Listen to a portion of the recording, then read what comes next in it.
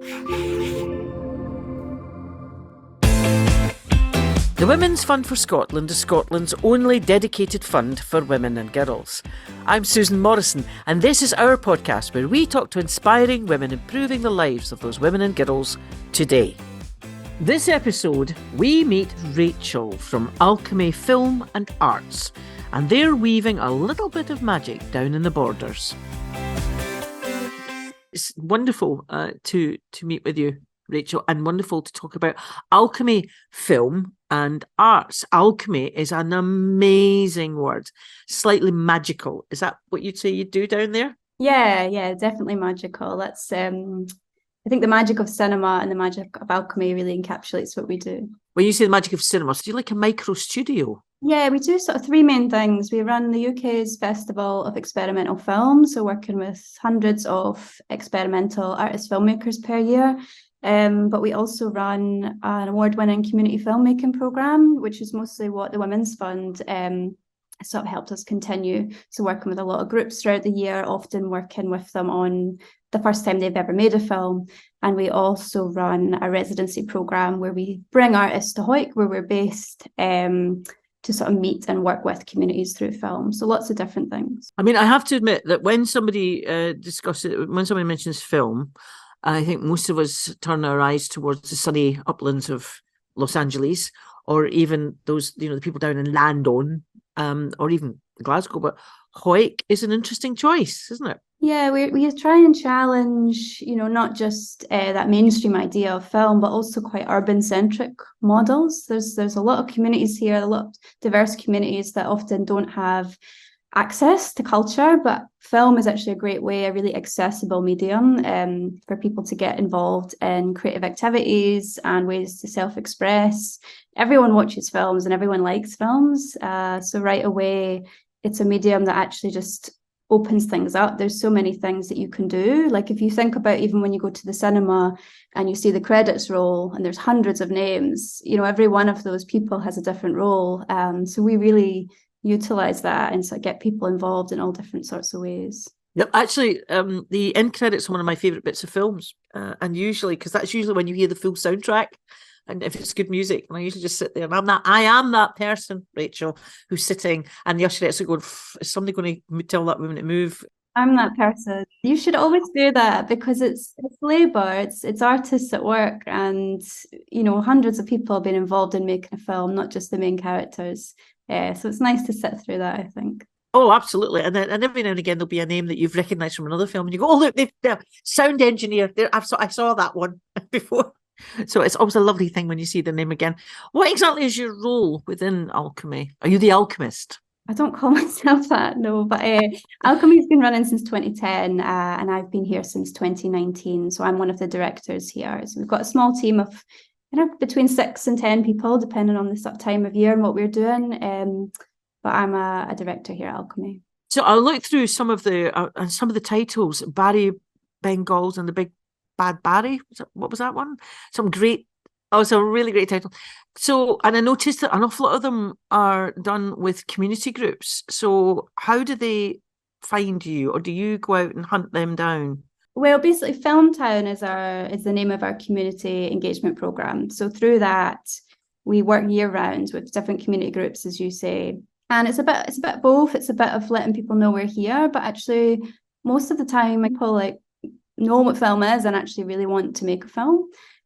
So we've worked with Scouts, Brownies, Border Women's Aid, some NHS groups, Borders Additional Needs Group, lots of different groups in Hawick, and mostly often with people who've maybe been marginalised for some reason, and sort of connecting up with core services and interest groups in the town, and basically just working with them over a period of time to figure out what they want to say and how they might be able to say that in a creative and visual way. Because again, the beauty of, for example, making a film with a group like Border Women's Aid means that they then have that and they can use that and it can reach hundreds and thousands of people, and it doesn't necessarily have a time limit on it either. So in terms of, putting a lot of work into making something, the reward is massive because we can celebrate that work made through a nice screening at the end, but also it will live on and keep sort of having an impact. So the funding that you received from the Women's Fund, you used for a very specific project, didn't you? We used that with our work with artist Jules Horn. So Jules has been working in Hawick, looking at archives of Hawick and various stories of local people and local women here. So Jules worked with a group of women and non-binary people through writing workshops, acting workshops, and also developing AR assets, so augmented reality pieces as well. And that was all towards a sort of live action play with audiovisual elements as well. And we've got nice documentation of that. That's great. Do you find that people are more willing to come to you because you're filming, because you're using film, because it's so accessible? Yeah, I think what's good about that if you're filming outdoors is that you can see a camera. So it sort of tells you, if you don't want to be in that, don't go near it. But also it's a kind of invitation as well. And the benefit of this project is that it wasn't just film. Jules was able to work with a group of women about through sort of writing as well. So there was sort of really a lot of different ways to get involved. So there was a lot of creative writing going on as well, which again is quite a new thing for us here. I think people forget just how multidisciplinary filming is. It's not just here's a camera, there's a person.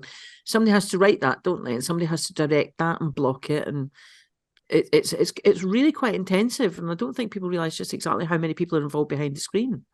Definitely, and we had a great cast of women and non-binary actors, and I'm quite new to working with actors, so that was a lovely thing for me to experience as well, because they were so skilled in everything that you say, the kind of blocking and the learning and sort of improvising as well.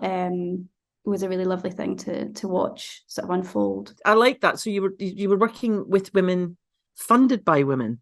That's a nice cycle, isn't it? Definitely, it was a real benefit of this, and also getting to work with Jules and the writing groups as well. It's a really nice atmosphere in the workshops. It's a town that's taken a fair bit of a pounding, is Hawick, isn't it? Yeah, with the various declines of industry, I think Hawick has one of the sort of highest rates of depopulation and unemployment. The work here that we do, we like to think it has an urgency to it. Although it's sort of creative projects, so I think some people would argue that's sort of recreation, we know that actually access to creativity can be really integral to mental health and sort of confidence and having a pride of place. And some of the work we've done in the past, even with groups like the Scottish Borders Rape Crisis Centre, so working with people who've experienced gender-based violence, we've sort of seen the benefits of that as well, and sort of what visual communication can do, such as film. Mm-hmm. I mean, you're in charge of so many things there, film based. But what's your real driver? I think it is sort of providing people with a tool that they could actually find a different way of expressing themselves through. Not everyone, you don't always have the words to say things. You don't always feel like you want to say things. Actually to discover new ways of communicating, maybe things that are a bit less literal, and also things that are accessible. Everyone can, write with a pen or take a film on their phone. So it's sort of, my favourite thing that we do here is actually really unlocking creative potential and actually really demystifying this idea that, artists are a certain group or a certain demographic, but actually everyone can access creativity. And we see that you've hit on something there. Maybe that's where the word alchemy comes back in again, because everyone is an artist, but people seem to think it's only if you say you're an artist that you're an artist. And then when people say they're an artist, everybody thinks they're probably a bit pretentious.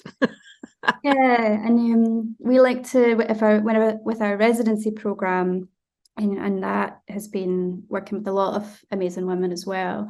We really like, introducing professional art to community groups and sort of showing them that these are people too, making sure that the groups can work with the artists as well, because that actually benefits everyone. It also benefits the artist practice too. Yeah, so you're actually unlocking the artistic potential in ordinary people. You're not turning them into artists, you're just uncovering the artists they actually have within them. Exactly. Yeah, we sometimes call them first-time filmmakers. That's a great title. Yeah, first-time filmmakers. I mean, even Scorsese was a first-time filmmaker once. Yes. And the kind of films that we make are experimental films, and a lot of kind of famous directors that we know the name of now, started by doing kind of more artistic works. It's really kind of affordable and flexible to make experimental films. Because the fascinating thing about film as well is it's such an accessible art form. It's practically custom designed for marginalised and ignored groups, isn't it? Because they can, what you said about writing, but what if you're not writing in the same language? By opening these doors, you're letting more voices in. Exactly, yeah. And I think that is really, because every time you let more voices in, you get more interesting stories in as well. You must find it quite difficult to decide who to work with sometimes. We do have a sort of bit of a waiting list because it's so open as well. It's sort of like, let us help you what you want to make. So that's a really open brief that we have for Filmtown.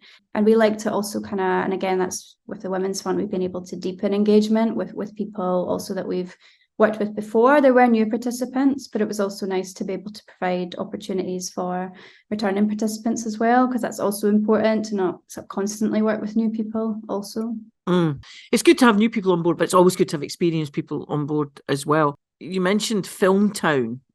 Is that separate to Alchemy Arts? It's just the name of our community engagement programme, Filmtown. Part of our aim is to put Hawick on the map as Scotland's film town, and to also put Scotland on an international map as a creative home for things like experimental film.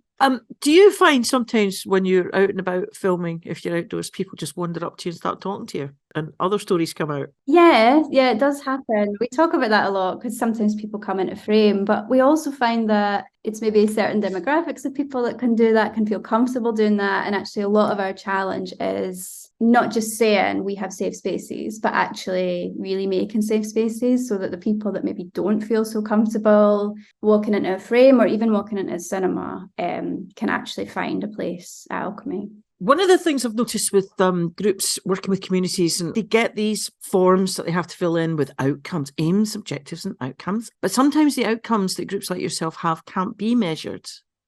Do you find that? How do you explain how a group feels when they see themselves portrayed on screen? Yeah, I always think about sort of two examples, particularly of two young women that we've worked with in the past. So one of which has gone on to study a creative subject at university. So that's brilliant and that's very kind of measurable. But another experiences autism and is part of one of the groups that we work with. And in going through one of our projects where they learned how to make a film, at the end of that, they said that they were now confident enough to speak about their lived experience and sort of advocate for themselves. So for me, that's like, how do you put that in form? And actually that's why it's important to move away from this idea of forms. Of course we keep forms and we keep numbers and so on, but it's these stories that actually bring the benefits to life. It's something perhaps that funders should look at. I know the Women's Fund for Scotland is very innovative in the way that it looks at its outcomes, and perhaps it should be looked at this again, is reporting in different ways. And by that, I'm just thinking about what you've just said there. Showing funders a film is as valid as a spreadsheet, isn't it? Definitely. Something live and something that shows people engaging with things, and just stories again. It is, yeah, because it all boils down to stories, doesn't it? And you're capturing so many of them. And you've also got a festival that runs there. Wow. I mean, what are you not doing, Rachael? Very busy, very tired. So the festival has been running since 2020 and runs every year, and is the UK's festival of this type of film, experimental film, and it's sort of an international home to artists across the world who make experimental films. So every year we show around 100 of those, and the audience is relatively split between visitors who come to Hawick, so that's good for us because it generates a bit of economic benefit in the area, but also a local audience. And we've really been building the volunteer group this year as well, which is also something that we hope that doing these workshops will contribute to. So really forming relationships with the participants that work on the community engagement work and making sure that they can also access the festival, meet professional artists and actually get involved in a really exciting event. So there's always lots that happen, screenings, events, a ceilidh, using lots of different venues around the town. But the soft outcomes that you have seem to be changing things in Hawick for the better. Yes. You never want to say that art is going to change the world. Yeah. But I think it can make things feel better. It can sort of explain and be critical of the world as well, and sort of help people understand things and discuss things. So we're sort of always wary of saying that we can change the world through art, but I think we can definitely make it better. Right, you definitely can make it better, and so let's keep on. Well, I forgot to ask you when the festival is, by the way. It is usually the weekend or just before International Workers' Day, which is always either the last weekend in April or the first weekend in May. Well, there's a good reason to go to Hoyk, everybody. I think we should all head down there and enjoy the festival. What a great film festival in the Borders. It's a lovely idea. Well done. Thank you. Thank you for joining us and listening to this story. I hope you've been inspired. And if you would like to support the Women's Fund for Scotland, search for us online and listen out for our other podcast episodes.